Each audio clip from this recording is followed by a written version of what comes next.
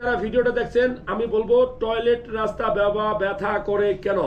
মাসুদ আল আমিন মাসুদ ভাই, আমি বুঝতে পারছি যে আপনার পায়খানা রাস্তায় ব্যথা করে কেন।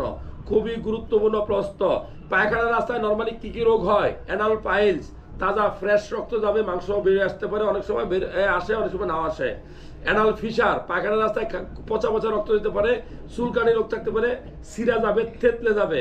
এছাড়া কি অ্যানাল ফিস্টুলা, পায়খানা রাস্তার আশেপাশে ছোট ছোট ছিদ্র হবে, যে সকল ছিদ্র দিয়ে আপনার পচা ময়লা পদার্থ বেরিয়ে আসতে পারে। এই তিনটা রোগ পায়খানা রাস্তায় হয়। এছাড়া কি হয়? পায়খানা রাস্তায় ফুরা উঠতে পারে, অ্যাবসেস হইতে পারে, প্রচন্ড ব্যথা হইতে পারে, নরম জায়গা থাকবে, ব্যথায় প্রচন্ড ব্যথা। এছাড়া কি হয়? পায়খানার রাস্তায় কিন্তু ভিতরে ক্ষত হয়ে আপনার ক্যান্সার হইতে পারে, টিউমার হইতে পারে।